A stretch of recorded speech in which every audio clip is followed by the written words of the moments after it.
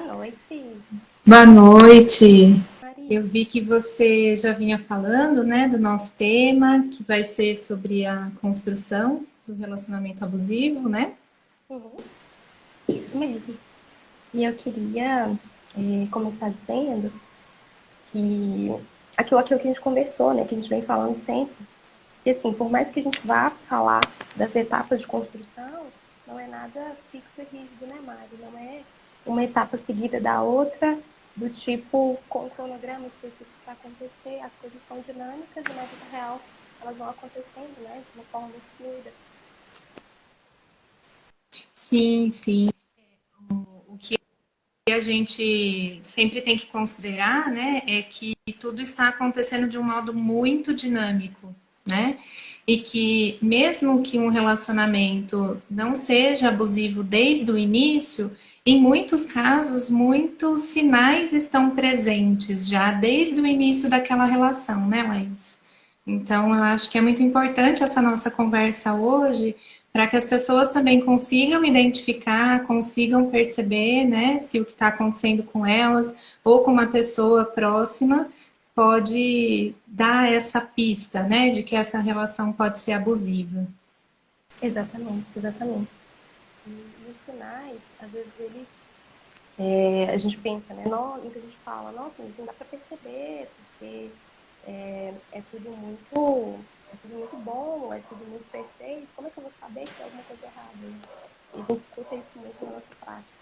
Mas é justamente o que a gente fala sobre função. Às vezes, topograficamente, às vezes aparentemente está tudo certo, mas os sinais eles estão lá desde o início que são percebe, que é o que você acabou de falar, né? É isso, e eu acho que é uma informação muito relevante, né, no sentido da gente não olhar só a forma como o comportamento aparece, mas a gente tentar identificar qual que é a intenção, né, desse comportamento. Então, o que que aquele comportamento que pode ser de cuidado, de atenção, de preocupação na forma, de fato, ele pretende. Eu acho que a primeira coisa que a gente precisa falar é que geralmente no início tem essa primeira fase, né, Mari? Eu queria que você falasse um pouquinho pra gente dessa fase de encantamento, né? Que é como geralmente esse relacionamento aparece, né? Nesse primeiro semestre. Isso. Uhum.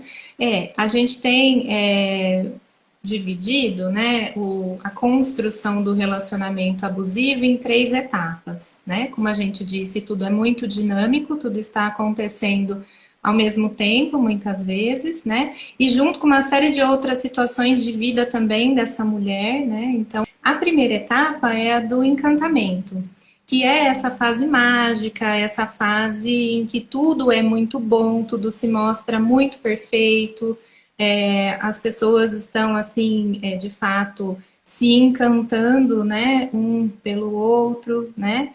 E nessa fase do encantamento, como ela é uma fase muito intensa, essa percepção da mulher vai ficando também bastante prejudicada, né? Porque o parceiro vai conduzindo esse início de relacionamento de um modo tão bom, tão perfeito, que ela não vai tendo muito espaço para dúvidas, né? Quando a gente conhece uma pessoa e está começando a se relacionar com essa pessoa, é natural que a gente faça algumas checagens do que nós estamos sentindo, de como nós estamos percebendo o desenvolvimento daquela relação, né?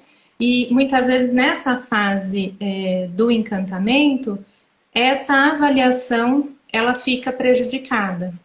Então, ele pode estar sendo muito atencioso e também atento aos temas que são do interesse dessa mulher, né? Então, se ele saca que a intenção dela é casar, é ter família, é ter filhos, muito provavelmente ele vai introduzindo esses assuntos, né? Então, é o que elas muitas vezes dizem, né, Laís? Nossa, mas parece que é uma coisa assim mágica, muito perfeita, né? Os assuntos que são discutidos são assuntos que me mobilizam, são assuntos que de fato eu gosto muito, são coisas que eu penso muito no meu dia a dia. Então, assim, essa mulher ela vai vivendo esse estado de encantamento, e as críticas, né, as avaliações que ela poderia fazer a respeito daquela relação acabam ficando em segundo plano. Sim, sim. E como se todo esse foco, né, no encantamento, em todas as ações que essa pessoa traz, aquela paixão, aquela sensação de que eu escuto muito, né, na prática clínica, as clientes falarem, os pacientes falarem assim, é como se chegasse um presente, né, do universo, como se o universo tivesse ouvido as minhas preces, assim, que mandou a pessoa e se encaixa em todos os requisitos, né, tudo que eu queria, essa pessoa tem, essa pessoa fala tudo que eu quero ouvir, ela completa as minhas frases, adivina os meus gostos, mas na verdade, quando a gente vai investigar, muitas vezes não é adivinhação, né, Mari? É porque a pessoa já está hiper atenta, esse parceiro já está hiper atento a tudo que ela gosta, a tudo que ela quer ouvir. Também tem a questão, né, de surgirem muitas propostas, né, muitas tentativas de aproximação, de se ver sempre, e diante de algo que está acontecendo assim de um modo tão perfeito, tão encantador, como é que fica, né, recusar um convite, recusar uma proposta, né, Laís? Também era um outro ponto que a gente estava conversando, é quase irrecusável não estar ali, né, aceitando aquilo que tem sido proposto, né, por essa pessoa. Exatamente, exatamente. Se essa pessoa vem e traz tantas coisas boas, né, aparentemente está tudo tão perfeito, tão intenso, essa pessoa está fazendo tudo que você gostaria que ela fizesse, ou ela se apresenta tão encantadora, de forma tão encantadora, quando essa pessoa chega e fala que quer namorar com você, que faz uma proposta de relacionamento sério, é muito difícil recusar, né? Você está tão encantada que isso se torna muito fácil de fazer, né? E outro ponto Sim. também que você falou, quando você falou sobre as avaliações, que o encantamento retira a possibilidade de a gente fazer essa avaliação mais minuciosa, é justamente essa avaliação que fica em segundo plano. E essa avaliação de valores, essa avaliação de comportamentos que, se a gente tivesse tempo e tivesse sem esse véu do encantamento, se o véu do encantamento não estivesse presente, a gente conseguiria ver, então, essa pessoa de uma forma mais realista, né? De uma forma mais palpável. Sim, sim. Que isso também acaba, né, Laís, criando espaço para a segunda etapa, né? Sim, sim. Se você quiser falar um pouco dela. A segunda etapa essa fase da insistência é muito significativa porque às vezes você não quer ficar com a pessoa, às vezes você não identificou que aquela pessoa te interessa, mas a insistência ela acontece e ela tem um reforço social, né? Isso é muito romantizado socialmente. Então, o que a gente, enquanto cultura, enxerga na insistência? A gente enxerga que tem um interesse muito grande, que tem um afeto muito, muito grande. Se uma pessoa insiste muito na gente, geralmente, socialmente, as pessoas enxergam que é porque ama demais, é porque está muito interessado. E aí vem todo mundo ao redor dizendo, dá uma chance para essa pessoa, né? Ela está querendo tanto sair com você, ela está insistindo tanto para se aproximar e você só recusa, né? Então, esse componente social é muito importante nessa fase, né, Mari? Porque valida essa tentativa da aproximação da pessoa que está ali insistindo em sair com você inúmeras vezes, ou em namorar com você, né? E você às vezes está ali em dúvida sobre aceitar aquele pedido de namoro, ou até mesmo em fase posterior, né? A insistência é algo muito, muito comum, como você colocou, né? Tem uma valorização social muito grande. A gente muitas vezes empurra, né, as mulheres assim de bandeja, né, ao dizer que elas não têm que ficar escolhendo, porque o cara tá super afim, está cheio das exigências, dá uma chance para ele e tal.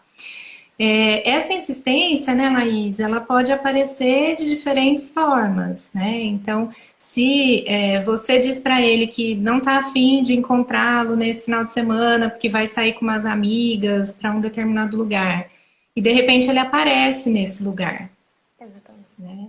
Do nada, sem vocês terem combinado, ele chega nos lugares onde você está. Ele vai esperar você sair da academia, porque sabe que é o horário que você termina de treinar. Ele sabe que você trabalha num determinado lugar e ele vai até o seu trabalho e tenta, de um certo modo, né, te surpreender com alguma coisa. Pode chegar com flores, pode levar presente, pode falar com as pessoas que trabalham ali com você, né? A insistência, é uma fase assim que dá muitas pistas do quanto que o não dessa mulher não tem sido respeitado já desde o início, né? Que se eu digo que eu não vou encontrar com a pessoa, porque eu vou sair com uma amiga, eu vou fazer outras coisas, vou viver minha vida, né? E essa pessoa aparece, ela não está respeitando esse limite que eu tentei colocar. Exatamente. Uhum. Então, já é uma pista muito importante do não respeito ao não dessa mulher. Sim, sim. E às vezes essa insistência vem disfarçada de comportamentos muito carinhosos, né, Mari? É a flor que chega no trabalho, é a cesta de café da manhã, é a pessoa que manda, né, alguma coisa que você gosta muito.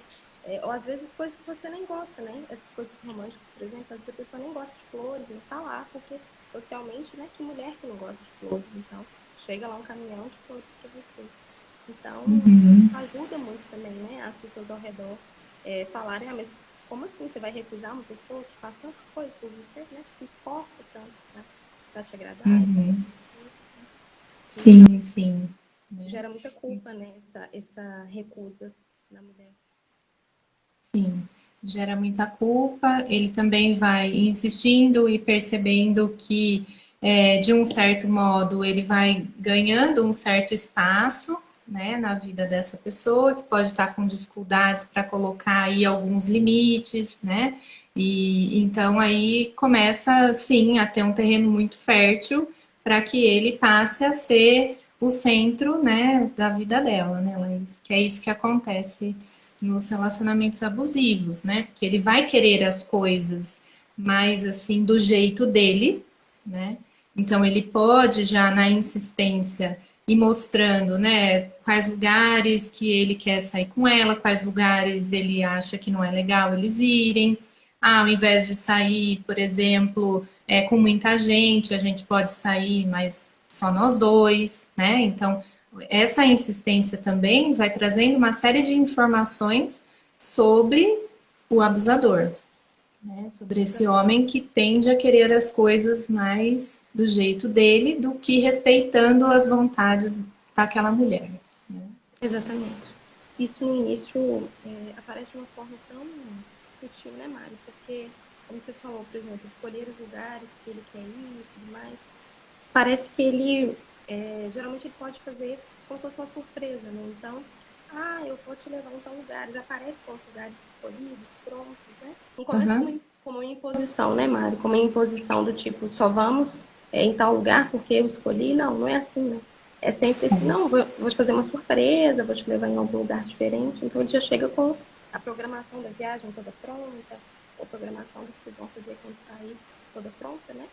E aos poucos isso vai escalonando, aos poucos isso vai se tornando muito mais frequente, muito mais generalizado, né, Mário, para outros comportamentos e para as outras áreas da vida. Muitas vezes aparece também como aquele comportamento de cuidado, né? Então, assim, eu só vim aqui te buscar no bar para você não voltar embora sozinha, né? Parece que a pessoa está cuidando, mas a gente sempre tem que tentar entender a intenção daquele comportamento, né? Ele pode ter ido primeiro por não respeitar que ela estaria lá sozinha sem ele, segundo também para poder insistir em encontrá-la e acabar conduzindo as coisas, né, do modo como seria mais interessante para ele. Né? Exatamente, exatamente. Quando, quando a gente fala, né, dessa questão da insistência, é importante falar dos impactos, né, Mari? Assim, os impactos que isso vai trazendo para a autoconfiança, para a sensação de segurança dessa mulher, né? E o quanto isso contribui para a próxima etapa, né?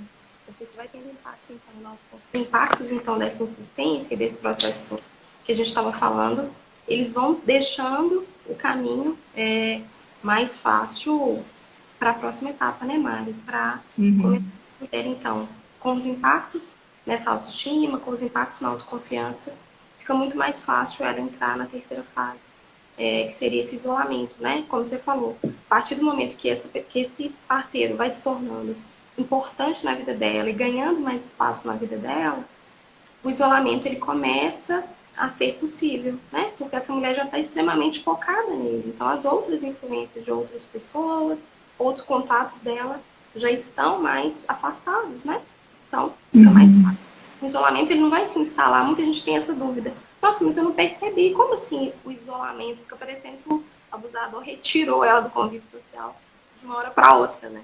Mas é justamente isso que eu estava falando, dessa fluidez. Porque vai acontecendo aos poucos, né?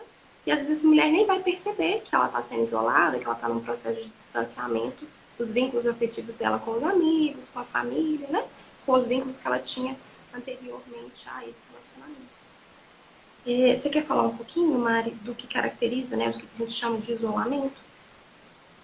Sim, eu acho que eu só faria um outro comentário, né, ainda relacionando a fase 1 com a fase 2, né, o encantamento e a insistência, que também surge uma fala muito comum, né, das nossas pacientes, que é assim, nossa, mas quando eu vi eu já estava, né, parece que eu nem me liguei que tudo isso estava acontecendo, e a hora que eu me atentei, tudo isso já tinha acontecido, eu já estava nessa relação, esse relacionamento já tinha estabelecido, e aí eu fui percebendo que tinha alguma coisa acontecendo comigo. Muitas vezes elas não, como você colocou, não conseguem identificar a fase do isolamento, né? Porque é muito sutil em alguns casos, mas em outros casos já pode ser algo mais explícito, né? Então, nas tentativas de isolar, ele pode dizer para você coisas do tipo: nossa, mas a gente tem mesmo que sair com aquelas pessoas do seu trabalho, porque eu tinha pensado num programa só nós dois, né?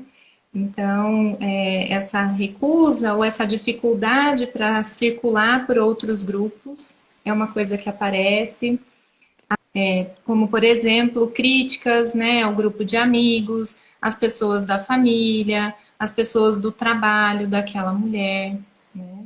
Então, são exemplos, assim, de formas de tentativas de isolamento que também podem acontecer nessa terceira etapa, e com essa função, né, de deixar essa mulher isolada socialmente, né, porque aí ela perde os olhares externos sobre o relacionamento dela, né, e ela está, vamos lembrar, encantada, né, diante de uma pessoa bastante insistente que vai isolando essa mulher e ela vai ficando sem rede de apoio, ou seja, o que ela precisa para, né, conseguir perceber muitos aspectos, muitas vezes, desse relacionamento, é também de olhares que são de fora da relação, né?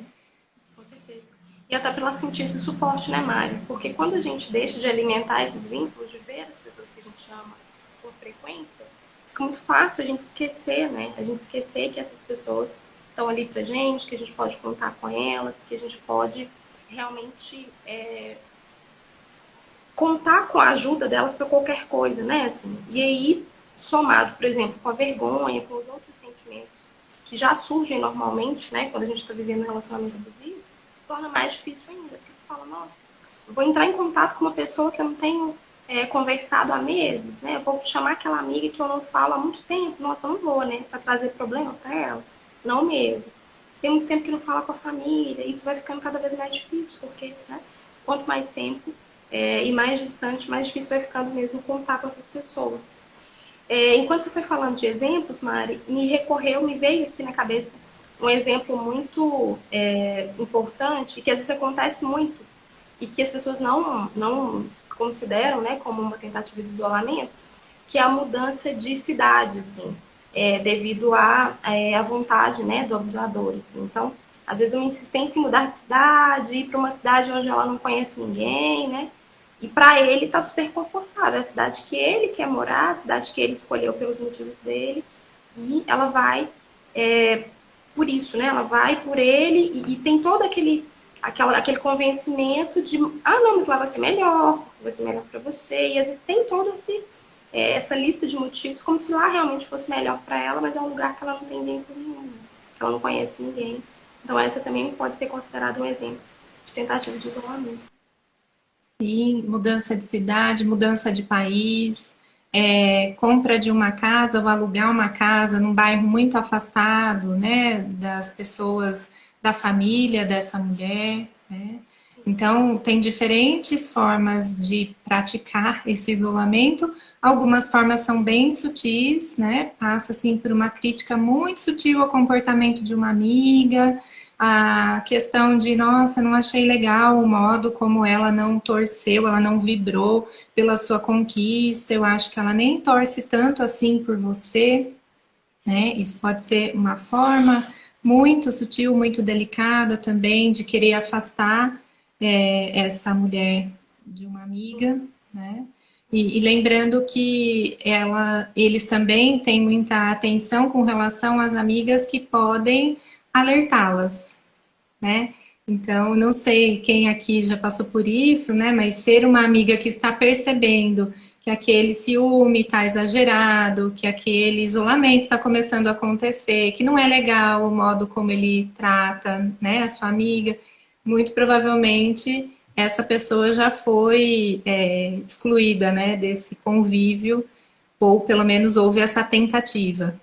Exatamente, exatamente. Sempre essa amiga, essa pessoa, o abusador, ele mapeia, né, Mari? Ele não é bobo, ele tá atento a tudo que tá acontecendo. Então, na hora que ele começa a conhecer o ciclo de contatos daquela mulher, ele já olha quem tem mais influência, quem ela, né, tem mais contato. Então, muito fácil, né, mapear quem vão ser as pessoas que no futuro podem, né, vir a trazer problema, podem vir a observar algum comportamento nocivo e avisar, né, e querer essa mulher.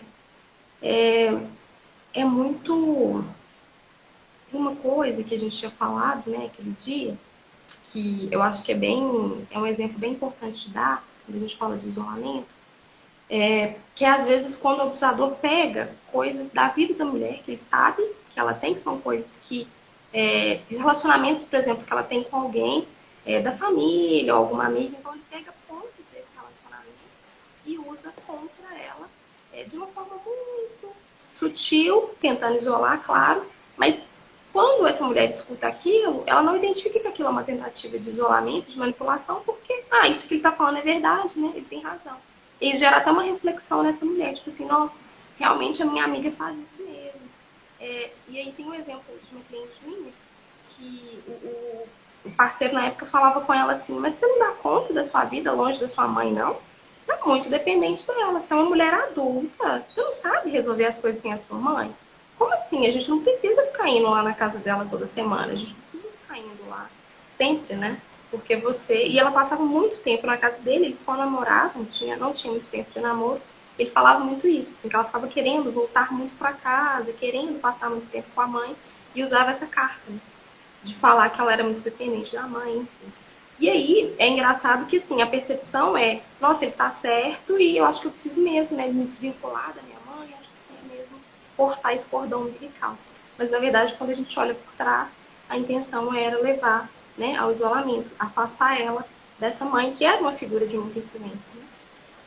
Uhum.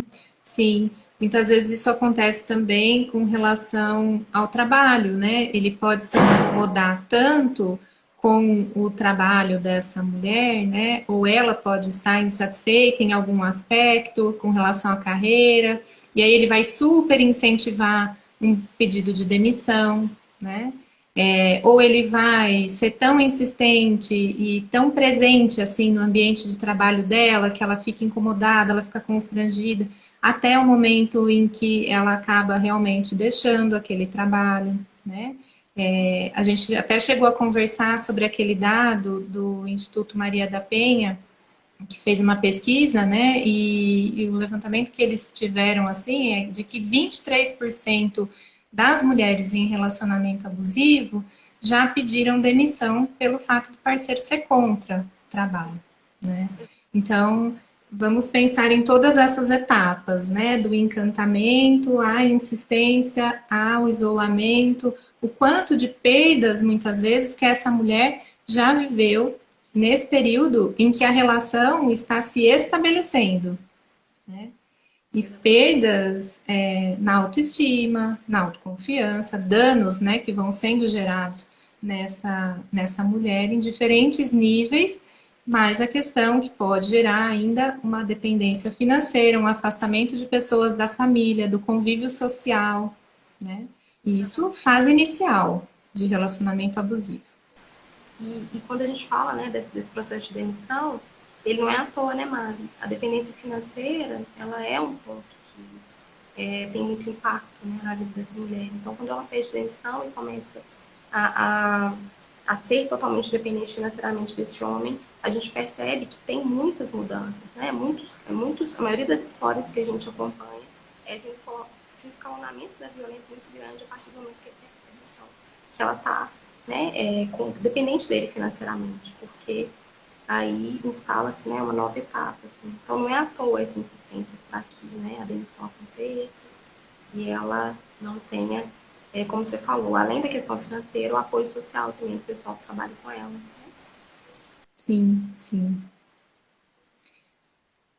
A gente também havia conversado, né, Laís, sobre os 3 T's, que também estão presentes Sim, no sim. relacionamento abusivo. Se você quiser trazer um pouco mais, né, isso, porque eu acho que é um link bem legal com o que a gente falou até aqui, né? Sim. É bem importante a gente falar, porque tem uma psicóloga americana, especialista em violência doméstica, que é a Dina Macmillan, e ela fala dos 3 T's. O que são esses 3 T's? São 3 características que são o too much, too fast e o transformation. Que são, gente, coisas que a gente às vezes não observa mesmo, né, dentro do processo dessa construção do relacionamento. Mas o que seria essa característica do too much? Muito exagerado. Tudo nesse início é muito intenso, às vezes bom demais, excesso de conversas, o sexo às vezes muito intenso, muito tempo junto, muitas promessas. Uma pessoa que você conheceu semana passada, que já está imaginando filhos com você, querendo já que você seja a mulher da vida, né? E fala essas coisas com muita intensidade. Eu tenho certeza que é você. Então, muitas conversas sobre o futuro, muitas promessas, coisas incompatíveis com aquele início de relacionamento. Então, quando a gente olha para a realidade, quantos dias tem que você conhece essa pessoa? Às vezes uma semana, 2, 3, e aí vem aquela frase, né? Não, mas não importa o tempo. O que importa é que eu sinto que você é a mulher da minha vida. Eu sinto que eu tenho certeza que é com você que eu quero casar. E isso é uma característica, né, desse início também. Então, fala que todo relacionamento abusivo geralmente começa com esses 3 T's. Então, além disso, pode aparecer também nessa característica do too much, um excesso de cuidado, um excesso de zelo. Ah, vou te buscar todos os dias no trabalho, né? Uma pessoa que te conheceu ontem, mas tá lá todo dia te buscando. Você fala, oh, que fofinho, né? Que bonitinho. Tá lá todo dia me buscando, todo dia se preocupando comigo, sendo que você já tinha o costume de ir para casa sozinho, né? Então, grandes promessas, grandes intensidades aí incompatíveis com esse tempo de contato, né? Com esse tempo de conhecer a pessoa. Ah, Márcia, antes de passar para a próxima, você quer falar mais alguma coisa sobre essa? Eu estou aqui correndo. Não, eu acho que você falou sobre tudo, né? O que entra nessa fase, nessa primeira. Sim. E a segunda característica é o too fast. Significa muito rápido, né? O que ela fala que é isso? Muito rápido colocar rótulo, né? Muito rápido você já é a namorada, muito rápido você já é dele, então você é minha, né? Quero te fazer minha esposa. É tudo muito intenso, muito rápido, sem conhecer direito. Então, quando a gente pensa num relacionamento saudável, a gente imagina que são duas pessoas se conhecendo, né, Mari? Duas pessoas Sim. que não têm referência uma da outra. Então, o ideal seria que as duas imaginassem que, não, peraí, eu preciso conhecer essa pessoa que está aqui do lado. Então, se essa pessoa já te disse que já te escolheu, que você é a mulher da vida dele, que tem certeza que você, peraí, tem um alerta vermelho de que tem alguma coisa errada. Se ele não te conhece e ele já está fazendo grandes planos sem te conhecer direito, será que tem alguma coisa aí que tá errada? Acho que é uma coisa pra gente se perguntar, né? E diz eu te amo muito rápido, fala de casamento, de filhos, de planos para a vida, assim, 2, 3 dias, né? Que a pessoa te conheceu. Exatamente, exatamente. Chama de futura esposa, né? E o terceiro ponto é que é muito transformador. O que significa isso? Ele tenta mudar a rotina da parceira, ele tenta mudar você, né? Aquilo que você é. Assim. Então, muitas críticas e muitas críticas às vezes disfarçadas de dicas, assim, ah, você poderia fazer uma coisa diferente, né? Você poderia talvez usar um cabelo mais curto, porque combina tanto com você, aquele dia que eu te vi, assim, estava tão diferente, tão bonita a roupa, eu acho que combina mais que você use isso, ou que você faça aquilo, né? Formas de querer controlar e moldar as pessoas com quem você anda também, as pessoas com quem você convive, a forma como você fala, a forma como você se coloca no mundo, né? E às vezes muito disfarçado mesmo de dicas e de não, só estou falando isso porque eu gosto de te ver bem, eu só estou falando isso porque eu acho que quando você está com fulano é melhor do que com fulana, né? Aquela amiga sua, eu acho que não sei, você voltou aquele dia, você não estava tão feliz com ela. Então, sutilezas, assim, que às vezes vão ficando, né?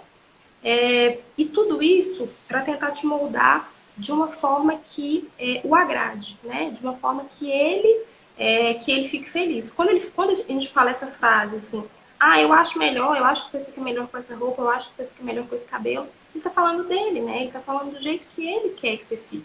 Ele não tá pensando em Isso. você ou no jeito que você, né, quer, o jeito que você escolheu, né, Mari? Ele já diz tanto de como que ele enxerga, né, essa mulher, essa pessoa com quem ele está se relacionando, porque, peraí, se ela cortou o cabelo daquele jeito, se ela anda com aqueles amigos, se ela escolheu aquelas coisas, é porque aquilo é dela, né, é da característica Isso. da personalidade dela. Então aí já tem essas dicas transformadas aí e por trás um desrespeito muito grande à identidade dessa mulher. Né? Sim, por isso que a gente diz, né, que relacionamento abusivo gera dano à identidade, né? Essa mulher, ela que muitas vezes era alegre, ela passa a ficar mais contida. Ela tinha uma risada que era a marca dela, né? As amigas sempre se referem a ela como uma pessoa que tem a risada mais engraçada, um volume de risada divertido e tal. E de repente ela começa a se policiar com relação a esses aspectos, né? Então, ela era muito segura e ela passa a ficar mais insegura, né? Quando a gente diz danos à identidade, é tudo aquilo que ela é que vai mudando, né? Uhum. Exatamente, exatamente.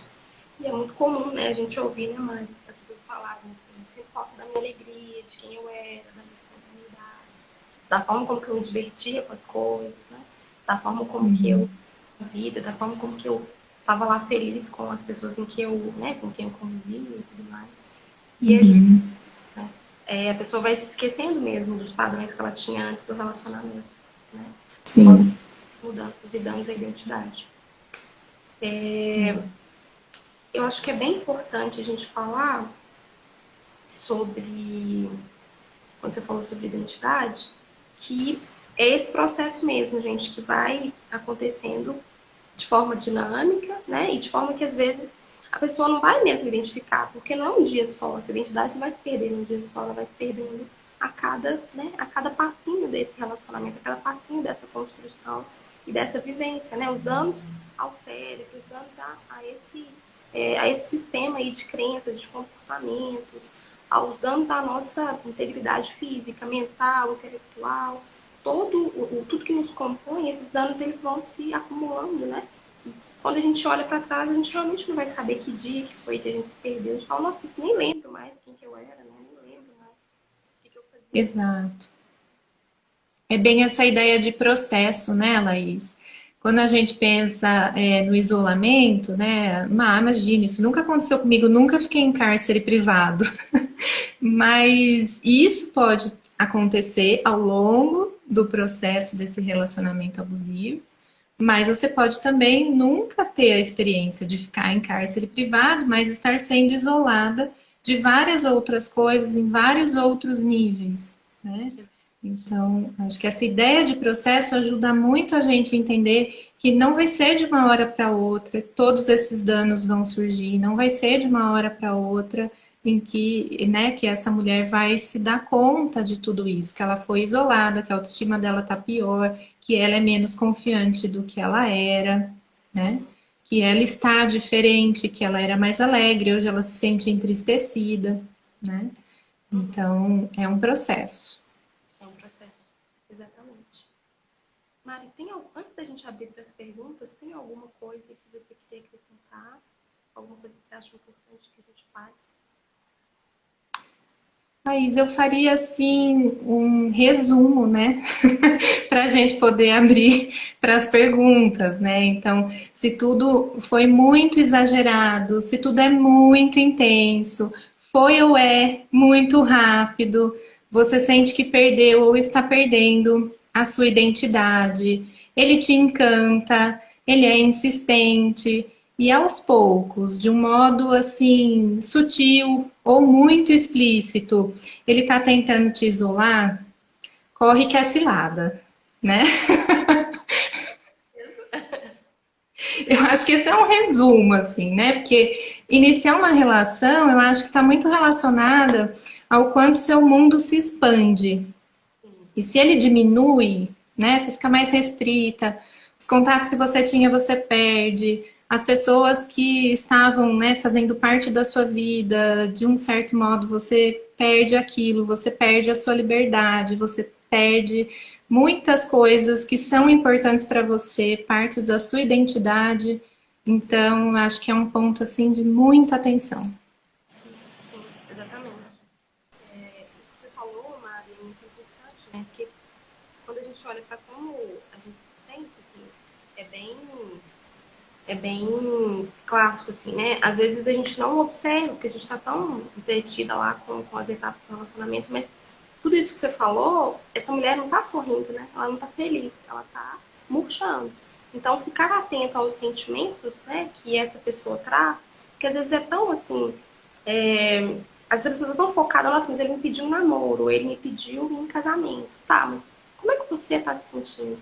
Às vezes a pessoa tá lá, né, tensa o tempo todo, que é aquele pedido para estar com aquela pessoa, precisa fazer todas as concessões, mas quando você foca no sentimento, naquilo que a sua intuição te diz, naquilo que o seu corpo te diz, às vezes muitas respostas aparecem, né? Uhum. Importante. Ótimo, eu acho que essa sua dica sobre a autoobservação, ela é muito boa, porque a gente muitas vezes, né, fica até encantada ou esperando, né, um pedido de namoro, por exemplo, mas muitas vezes a gente não se atenta aos sentimentos que aquele pedido desperta, né? E Exatamente. sentimento dá uma pista muito importante pra gente. Muito importante. Isso mesmo. E sintomas físicos também, né? Porque Exatamente. nem toda borboleta no estômago é sinônimo de, nossa, como esse cara é ótimo, né? Pode ser ansiedade, pode ser uma série de coisas. Exatamente. Exatamente. Eu abri aqui os comentários. Se vocês tiverem alguma pergunta, gente, agora é a hora de enviar pra gente.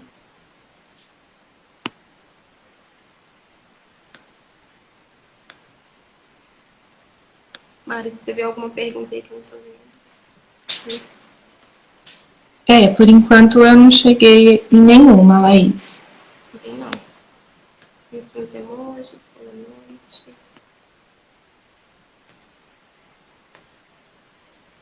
Acho que ninguém tem pergunta não, Mari. Acho que não tem perguntas. Será que isso é sinal que a gente foi didática? Não há dúvidas? Tô em dúvida desse silêncio, assim, sabe? Mas não tá. Eu acho que todo mundo sabe, né, que a gente continua sempre à disposição, o nosso inbox está lá. Então, se às vezes vocês não quiseram perguntar agora e quiserem perguntar lá depois. Fiz uma caixa de pergunta. Aonde? Deixa eu ver.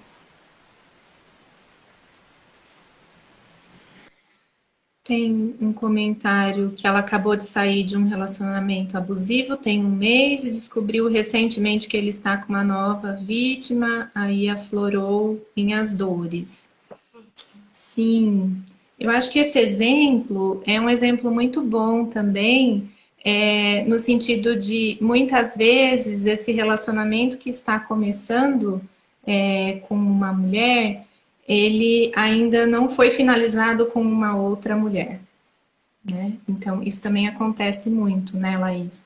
quando eles ainda não saíram de um relacionamento e já estão em busca de outras parceiras aí para manter, né, o comportamento de abuso, vamos dizer assim.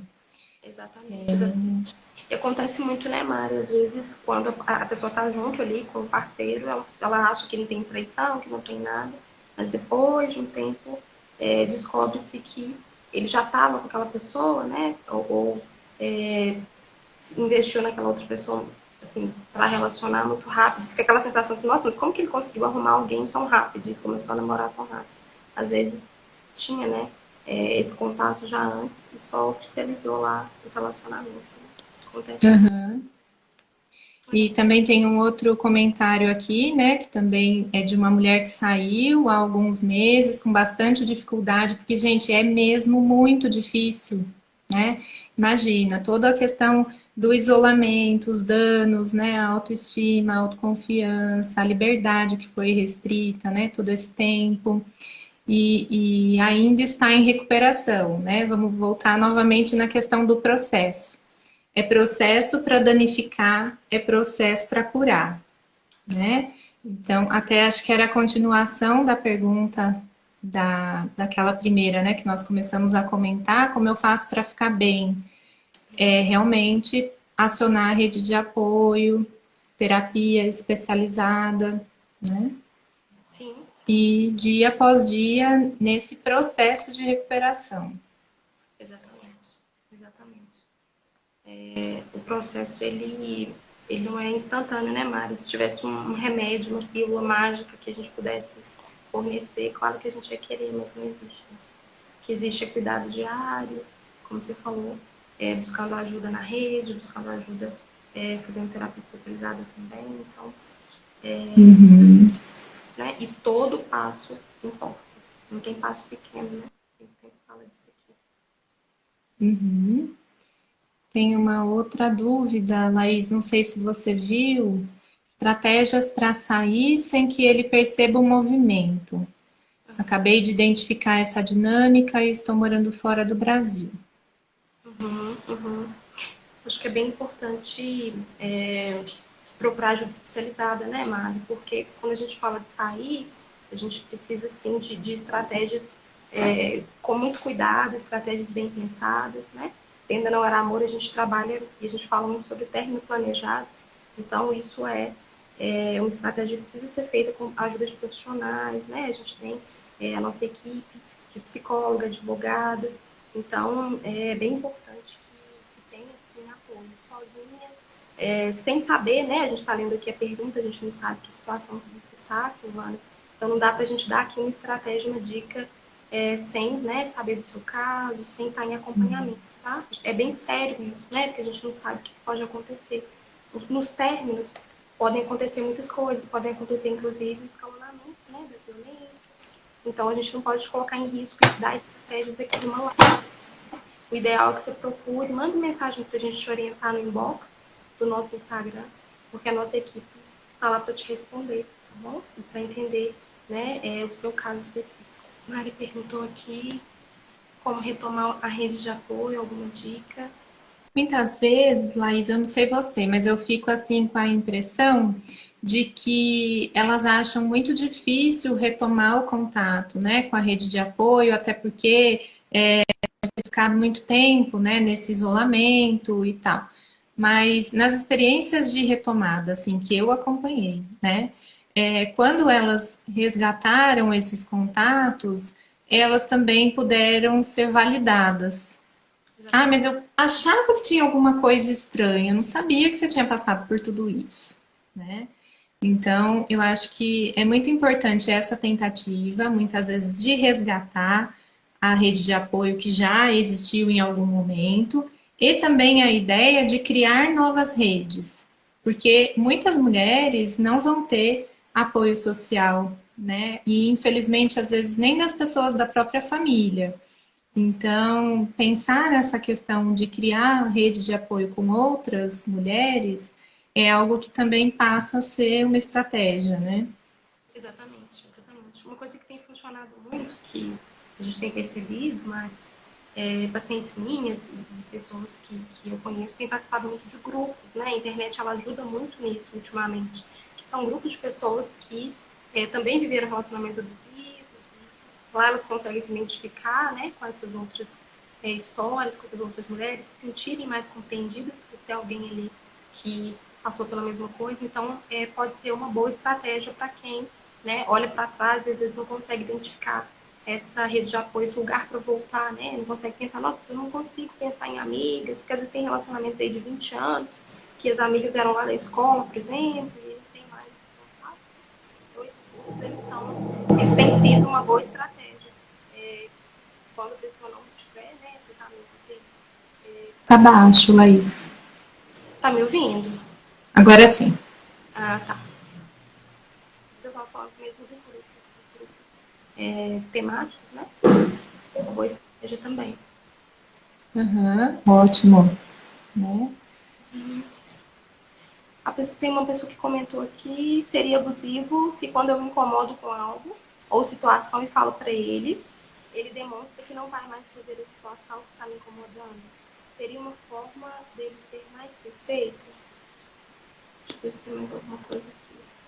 Que você pode falar sobre estresse pós-traumático. Quer que eu responda a questão do seria abusivo? Sim. Sempre que a gente suspeita, né? Será que é? Será que não é? Eu acho que tem algumas chances, assim, de poder ser, né? Só que, para a gente bater o martelo e dizer que um relacionamento é abusivo, a gente também tem que levar em conta uma série de outros fatores, né? Muitas vezes, com exemplos assim específicos, mais isolados, fica difícil para a gente dizer que aquela relação é abusiva. Mas tem alguns conteúdos aqui no nosso Instagram e também nos vídeos lá no YouTube que falam dos sinais de que você está num relacionamento abusivo, né? Quais são comportamentos que já vão dando algumas pistas de que essa relação pode ser abusiva. E também os efeitos colaterais, né, de se estar num relacionamento abusivo. Então, eu acho que seria um caminho, tá? Para você dar uma olhada também nesses conteúdos e começar a observar bastante outros exemplos em outras situações, a frequência com que acontece, né? Quais são as intenções aí desses comportamentos. Exatamente, exatamente. Teve uma outra pessoa que comentou aqui o que se pode falar sobre estresse pós-traumático. Silvana, é bem importante falar que o estresse pós-traumático ele pode ser uma consequência de relacionamento abusivo, né? Tem muitas pesquisas aí da neurociência mostrando isso. Que, claro que a gente não vai dizer, né, Mari, que são todas as pessoas. Não é toda mulher que vive relacionamento abusivo que vai desenvolver estresse pós-traumático, mas o relacionamento abusivo, a violência doméstica em geral, ela é, sim, um fator que pode desencadear, né, estresse pós-traumático. Então, isso é bem importante falar. E, Silvana, fica de olho na página, porque a gente vai começar a falar um pouquinho mais sobre essa relação, né, Mari? Tem algumas coisas programadas para a gente publicar sobre estresse pós-traumático, sobre essas consequências no cérebro, tá? Então, na hora que você for acompanhando nossos conteúdos, vai ficar mais claro para você essa relação. Uhum. Tem mais alguma pergunta? Eu acho que não, passamos por todas. Ótimo. Vi os coraçõezinhos de vocês, os atos. Muito bom. Bom, acho que a gente pode ir encerrando, né? Se tiver mais alguma dúvida, vocês já sabem que nosso inbox está aberto, né? Vocês podem comentar e mandar coisas lá pra gente sempre. Agradeço demais quem participou, quem estava aqui com a gente. Foi um prazer estar aqui com vocês hoje. Mari, É isso parceira. mesmo. Minha parceira Laís de Lives, a nossa última, né, Laís? Agora em 2020. Muito obrigada, gente, pelas perguntas, por toda a interação que nós tivemos aqui. Ficamos à disposição e estamos aí preparando uma série de outros conteúdos interessantes, porque a gente acredita que informação é liberdade, né? É Exatamente. isso. Beijo para todo mundo e boa noite. Beijo.